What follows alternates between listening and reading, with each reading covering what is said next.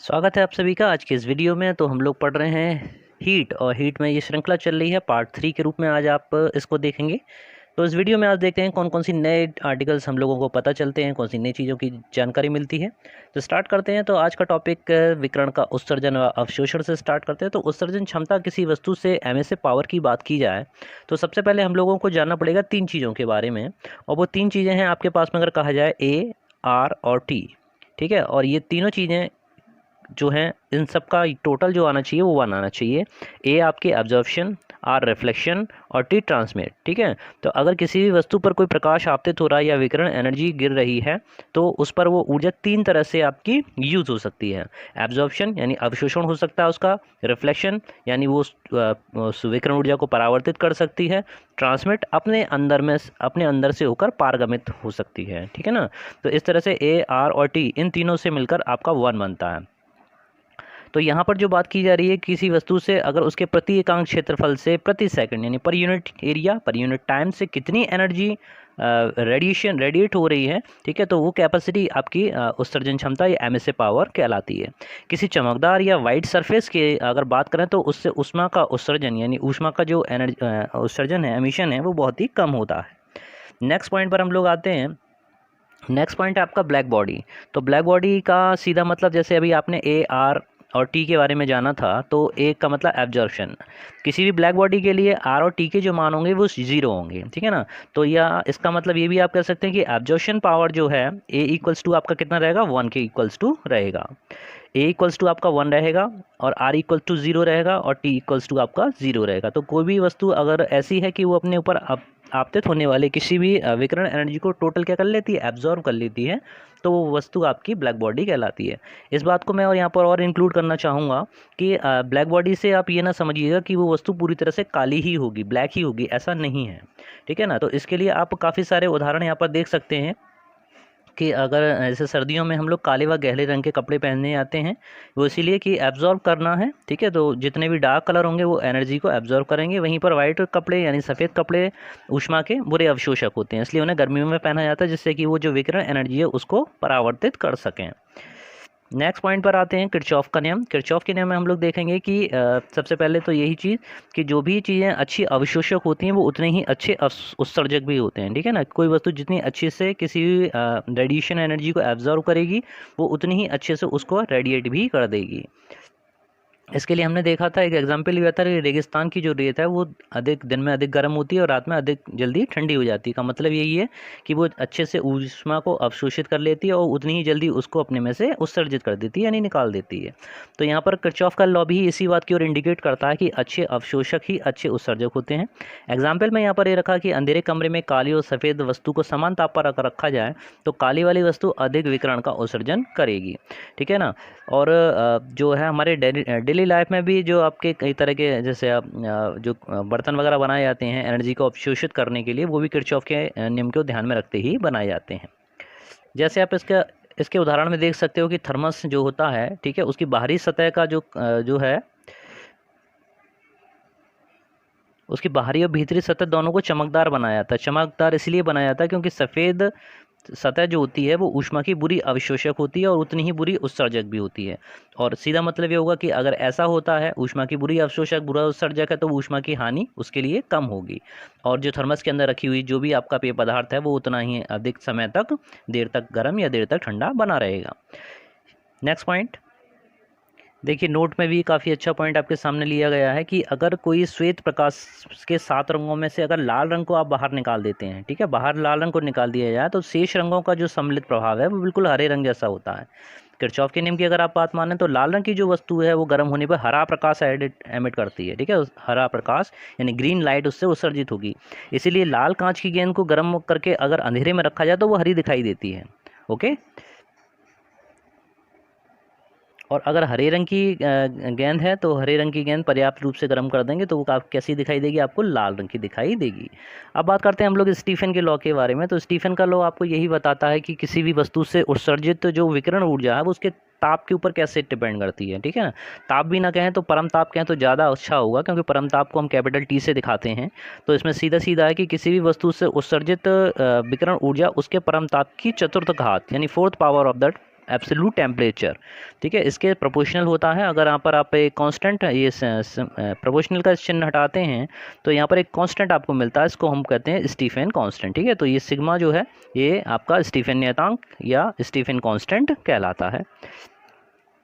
Next point में हम बात करेंगे गैसों के प्रसार के बारे में। देखिए काफ़ी मेहनत से वीडियो बनाए जाते हैं और मेरी कोशिश यही है कि इसमें जितने भी पॉइंट आप लिए हैं, तो जनरल जितने भी एग्जामिनेशंस आप जितने भी फिजिक्स से या साइंस से रिलेटेड एग्जाम्स में आप बैठेंगे तो इसमें ऐसी कोई भी चीज़ है जो ना छूटे आपसे, जो आप इसमें एक बार ना देख पाएँ, ठीक है। तो कोशिश कीजिए सभी लोगों में इसको फैलाने की, प्रसार करने की। अब बात करते हैं गैसों का प्रसार यानी काइनेटिक थ्योरी ऑफ गैसेस के बारे में देखते हैं। तो गैसों के व्यवहार का सैद्धांतिक आदन सबसे पहले 1738 में जेम्स बर्नौली ने किया था और उसके बाद 1860 और 1890 के बीच में बोल्ट्जमैन, मैक्सवेल और क्लासिकल आदि अनेक वैज्ञानिक हुए थे जिन्होंने अपने अपने जो है विभिन्न मॉडलों को प्रेजेंट किया था। तो इन सभी के साथ में जो एक व्यापक एक जनरल थ्योरी जो सामने निकल के आई है उसको हमें इसका गतिक सिद्धांत या काइनेटिक थ्योरी ऑफ गैसेस कहते हैं। और इसके जो मेन रिजल्ट हैं वो आपके सामने निम्न। तो ये थ्योरी जो कहती है सबसे पहले इसके बारे में बात कहती है कि प्रत्येक गैस जो है एक समान द्रव्यमान व आयतन वाले सूक्ष्म कणों से मिलकर बनी है, ठीक है, जिन्हें आप अणु कहते हैं, ठीक है। और गैस के अणु कैसे होते हैं, आकार कैसा होता है भाई इनका, तो आकारों के बारे में बताया गया कि इनका आकार कैसा होता है, गोलीय होता है और पूर्णतः प्रत्यास्थ होता है। प्रत्यास्थ का मतलब जब ये गैस के अणु आपस में टकराते हैं तो इनके बीच में एनर्जी लॉस नहीं होता है। परस्पर टकराने के बाद उनकी ऊर्जा में कोई कमी नहीं आती और ये गैस के अणु लगातार गतिशील रहते हैं। लगातार गतिशील रहने पर क्या होगा कि ये दीवारों से टकराते रहेंगे और दीवारों पर टकराने से उस पात्र की या जिस बर्तन में गैस भरी गई है उसकी दीवारों पर दाब उत्पन्न करेंगे और इसी दाब को हम गैसीय दाब कहते हैं।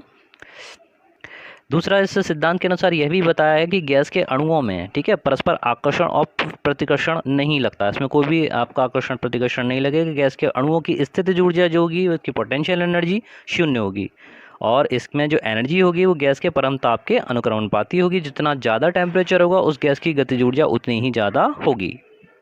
अगर गैस के अणुओं के आयतन की बात की जाए तो गैसीय अणुओं का जो वास्तविक आयतन होगा गैस के संपूर्ण आयतन की तुलना में बहुत ही नगण्य यानी बहुत ही निग्लेजिबल, बहुत ही कम माना जाता है।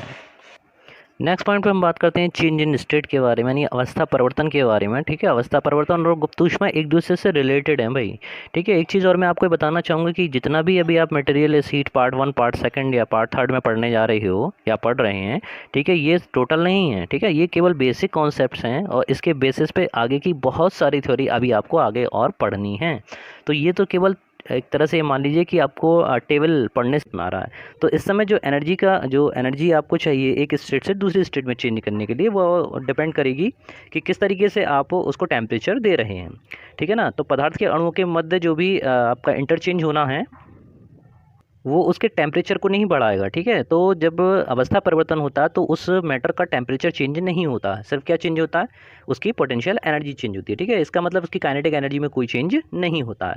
तो चेंज स्टेट का मतलब आपके समझ में आ गया। अवस्था परिवर्तन में क्या होगा कि एक निश्चित ताप पर एक कॉन्स्टेंट टेम्परेचर एक अवस्था से यानी एक स्टेट से दूसरी स्टेट में, ठीक है, चेंज करना आपका अवस्था परिवर्तन कहलाता है। और इसके during this change temperature change नहीं होता है, ताप नहीं बदलता।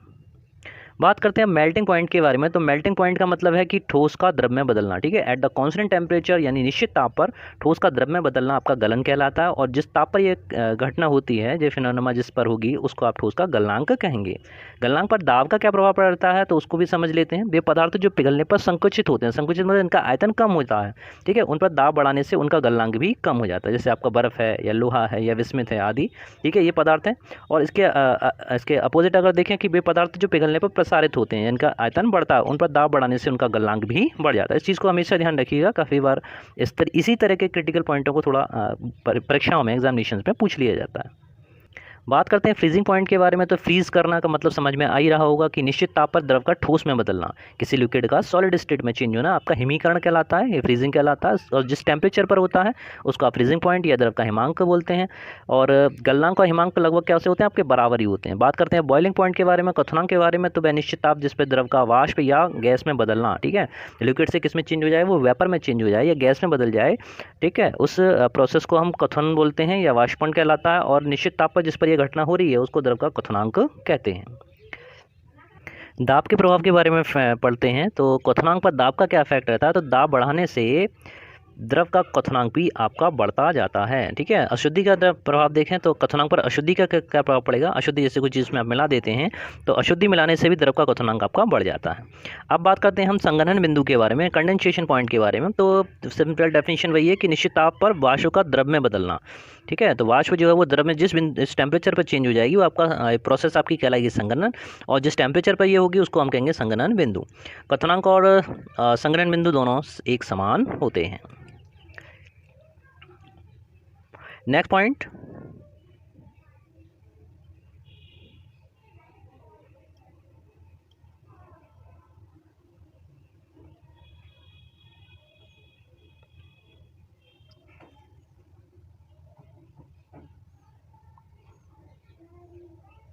आइए अब बात करते हैं लेटेंट हीट यानी गुप्त ऊष्मा के बारे में। तो गुप्त ऊष्मा वही है कि नियत ताप पर किसी पदार्थ की अवस्था परिवर्तन के लिए जितनी ऊष्मा की आवश्यकता होती है उसे हम उसकी लेटेंट हीट या गुप्त ऊष्मा कहते हैं। दी जाने वाली ऊष्मा उस वस्तु के द्रव्यमान m पर डिपेंड करती है। ठीक है, Q प्रोपोर्शनल m के होता है भाई, और अगर Q की डायरेक्ट बात करें तो Q equals to m into L हो जाता है। यहाँ पर जो L है वो उसकी लेटेंट हीट कहलाती है। एल का मात्रक और विमित सूत्र देखा जाए तो सीधे सीधे फॉर्मूले से अगर आप देखते हैं तो Q equals to m into L से अगर L का मान निकाला जाए तो ये आपके पास आएगा Q अपॉन m से। ठीक है ना, Q अपॉन m से आप देख पा रहे होंगे Q का वैल्यू आप जूल रखेंगे और m का मान किलोग्राम, या अगर आप कैलोरीज में रखना चाहें तो फिर m का मान आप ग्राम में रखेंगे यानी कैलोरी प्रति ग्राम। अब बात करते हैं गलन की गुप्त ऊष्मा के बारे में, लेटेंट हीट और फ्यूजन ऑफ मेल्टिंग। ठीक है, तो गुप्त ऊष्मा दो तरह की हो सकती है आपकी, गलन की गुप्त ऊष्मा और वाष्पन की गुप्त ऊष्मा। तो गलन की गुप्त ऊष्मा में आप ध्यान रखिएगा कि फ्यूजन हो रहा है, ठीक है, मेल्ट हो रहा है, तो नियत ताप पर ठोस के एकांक द्रव्यमान को द्रव में बदलने के लिए आवश्यक ऊष्मा की मात्रा को उस ठोस की गलन की गुप्त ऊष्मा कहते हैं। जैसे एग्जाम्पल के रूप में आप ले सकते हैं कि 0 डिग्री सेल्सियस पर 1 ग्राम बर्फ को 0 डिग्री सेल्सियस पर पानी में बदलने के लिए 80 कैलोरी ऊष्मा की आवश्यकता होती है। यानी आप ये कह सकते हैं कि बर्फ के गलन की गुप्त ऊष्मा का मान 80 कैलोरी प्रति ग्राम होता है। आइए अब बात करते हैं वाष्पन की गुप्त ऊष्मा के बारे में, यानी latent heat of the vaporisation. ठीक है, तो नियत ताप पर द्रव के एकांक द्रव्यमान को वाष्प में बदलने के लिए आवश्यक ऊष्मा की मात्रा को द्रव की वाष्पन की गुप्त ऊष्मा कहते हैं। जैसे मैंने बताया था वाष्पन की गुप्त ऊष्मा और गलन की गुप्त ऊष्मा। ठीक है, दो प्रकार की होंगी, तो हम लोग बात कर रहे हैं इसमें वाष्पन की गुप्त ऊष्मा के बारे में। बात करें जल के वाष्पन की गुप्त ऊष्मा का मान अगर पता किया जाए तो 540 कैलोरी पर ग्राम है। ठीक है, इसका मतलब ये हो कि 1 ग्राम द्रव को वाष्प में बदलने के लिए 540 कैलोरी ऊष्मा की आवश्यकता होती है। काफ़ी बार ये सवाल पूछा जाता है कि उबलते हुए जल की अपेक्षा भाप से जलना अधिक दुखदायी होता है। तो उसका कारण यही है कि अगर जो दी गई ऊष्मा, अगर किसी द्रव्यमान को m द्रव्यमान की ऊष्मा, m द्रव्यमान का पदार्थ है और उसको आप वाष्प में चेंज कर रहे हैं तो उसको दी गई ऊष्मा Q इक्वल्स टू ml से पता करेंगे। और अगर उबलते हुए जल के बारे में देख रहे हैं तो भाप से जलने का मतलब यही है कि दोनों का टेम्परेचर भले ही 100 डिग्री सेल्सियस हो, लेकिन जो भाप की गुप्त ऊष्मा है वो आपकी अधिक होती है। ठीक है ना, तो इसलिए भाप से जलना अधिक कष्टकारी होता है अपेक्षाकृत उतने ही ताप के जल से जलने से। अब बात करते हैं वाष्पीकरण के बारे में, यानी इवेपोरेशन के बारे में। तो कि द्रव की कोई सी भी खुली सतह हो, उस सतह से अगर धीरे धीरे द्रव का वाष्प में चेंज होना है तो वो आपका वाष्पीकरण कहलाता है। ये बिल्कुल डिफर होता है, अलग होता है आपके क्वथनांक से। ठीक है, तो दोनों में आपको अंतर समझना है, वेपराइजेशन और इवेपोरेशन में। तो वाष्पीकरण के लिए द्रव की ऊष्मा की आवश्यकता होती है और यह जो ऊष्मा है वो द्रव अपने ही अंदर से प्राप्त करता है। इससे वो द्रव जो होता है वो ठंडा भी हो जाता है। जैसे आप देखते हैं जब हमें पसीना आता है तो पसीना जब सूखता है तो हमारे शरीर को ठंडक का अनुभव होता है। ठीक है, यानी पसीना सूखने के लिए जो ऊष्मा ली जा रही है वो आपके शरीर से ली जा रही है, इसलिए शरीर को ठंडक का अनुभव होता है। यही क्रिया आपके सुराही या जो घड़ा होता है पानी का, ठीक है, उसके ठंडा होने में यही प्रक्रिया अपनाई जाती है। बात करें कि वाष्पन की दर किन किन कारकों पर निर्भर करती है, तो सबसे नंबर 1 पर द्रव का ताप, यानी ताप बढ़ने पर वाष्पीकरण की दर बढ़ जाती है। दूसरा उसका खुला क्षेत्रफल, अगर क्षेत्रफल सरफेस जितनी ज़्यादा एरिया में खुला हुआ होगा वाष्पन की दर उतनी ही अधिक होगी, यानी द्रव उतनी ही जल्दी वाष्पीकृत हो जाएगा। दूसरा चीज़ है rate of the removal of vapour. ठीक है, वाष्पीकरण से द्रव की वाष्प उसकी सतह से ऊपर ही जमा होती रहती है। अगर इसे वहाँ से अगर आप हटाते रहें, हटाने की विधि में अगर आप उसे लगातार सुखा रहे हैं, पंखा लगा हुआ है, ठीक है, तो पंखे की हवा में जो है वाष्पन की दर भी बढ़ जाती है। कहने का मतलब है कि अगर पंखे में आप गीले कपड़े रख रहे हैं तो वो जल्दी ही शीघ्र ही सूख जाएंगे।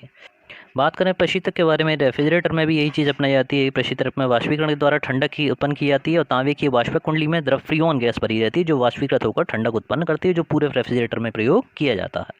आइए अब समझते हैं अपेक्षित आर्द्रता को, यानी रिलेटिव ह्यूमिडिटी को। तो सबसे पहले आर्द्रता को समझेंगे। तो आर्द्रता क्या है? जल वाष्प की मात्रा। ठीक है, वायुमंडल में जो जल वाष्प उपस्थित है उसको हम आर्द्रता कहते हैं। वायु में प्रत्येक स्थान पर जल वाष्प की कुछ न कुछ मात्रा होती है और सब जगह ये लगभग एक समान होती है। समुद्री तट की अगर बात की जाए तो वहाँ पर जल वाष्प की मात्रा अधिक, यानी आर्द्रता अधिक होती है। वर्षा ऋतु में भी आर्द्रता बढ़ जाती है। अच्छा, अगर अपेक्षित आर्द्रता का मान पूछा जाए कि बारिश होते समय अपेक्षित आर्द्रता कितनी है, तो आप सीधे सीधे कर सकते हैं जब बारिश हो रही है उस समय अपेक्षित आर्द्रता आपकी 100% है। और अगर आपको इसका अगर सीधे सीधे मान निकालना है तो उसके लिए फॉर्मूला यूज़ किया जाता है, किसी दी हुई ताप पर वायु के किसी एकांक आयतन में उपस्थित जलवाष्प की मात्रा तथा उसी ताप पर हुई वायु को संतृप्त करने के लिए आवश्यक जलवाष्प की मात्रा के अनुपात को अपेक्षित आर्द्रता या रिलेटिव ह्यूमिडिटी कहते हैं। ठीक है, तो इसका परसेंटेज में इसको क्योंकि व्यक्त किया जाता है, उसकी फॉर्मूला जो होता है अपेक्षित आर्द्रता इक्वल्स टू किसी ताप पर वायु में किसी आयतन में जलवाष्प की मात्रा अपॉन संतृप्त करने के लिए आवश्यक मात्रा इंटू 100। परीक्षा के लिए काफ़ी इंपॉर्टेंट रहता है कि अपेक्षित आर्द्रता नापने के लिए किस यंत्र का प्रयोग किया जाता है, तो वो यंत्र जो आपका यूज़ किया जाता है उसको कहते हैं हाइग्रोमीटर। हाइग्रोमीटर के द्वारा हम अपेक्षित आर्द्रता यानी वायु में नमी की मात्रा को पता करते हैं।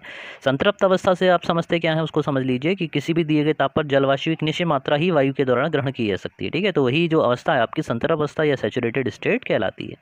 अब बात करते हैं वातानुकूलन के बारे में, एयर कंडीशनिंग के बारे में।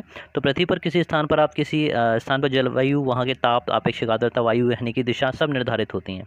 ठीक है, और जो मनुष्य है उसके लिए जो अनुकूल परिस्थितियां हैं उसके लिए टेम्परेचर 23 से 25 डिग्री सेल्सियस होना चाहिए, अपेक्षित आर्द्रता 60 से 65 डिग्री के बीच में होनी चाहिए, वायु की जो गति है वो 0.0125 मीटर पर सेकंड से 0.0416 मीटर पर सेकंड होनी चाहिए। तो ये अनुकूल स्थितियाँ हैं। ठीक है, तो अगर ऐसी स्थितियाँ हम बनाते हैं तो वो सब आपका अनुकूलन या कंडीशनर कहलाता है। तो ये जो परिस्थितियाँ हैं ये आप एयर कंडीशनर बना रहे हैं तो इन सब चीज़ों को देखना पड़ेगा, और ये कृत्रिम रूप से अगर आप बना रहे हैं तो इसी सब को नियंत्रित करने की प्रक्रिया को ही वातानुकूलन कहते हैं। मतलब यही है कि किसी स्थान पर जलवायु अगर उपयुक्त परिस्थितियों में नहीं है, जैसे आपको ऊपर बताया गया था कि ह्यूमिडिटी इतनी होनी चाहिए, टेम्परेचर इतना होना चाहिए, वायु की गति इतनी होनी चाहिए, तो अगर ऐसा नहीं है तो आप अगर इस तरह की कृत्रिम रूप से अगर इन चीज़ों को बनाते हैं तो ये पूरी प्रक्रिया आपका वातानुकूलन कहलाती है। तो इसी अच्छे अच्छे टॉपिक्स के साथ में फिर से आपके साथ फिर एक नए टॉपिक के साथ में फिर मिलना होगा। ठीक है, तो और अब इस तरह से बने रहिए हमारे साथ में, लगातार देखते रहिए, पढ़ते रहिए, प्रचार कीजिए, लोगों को बताइए, लाइक कीजिए, सब्सक्राइब कीजिए। Thank you very much. जय हिंद, जय भारत।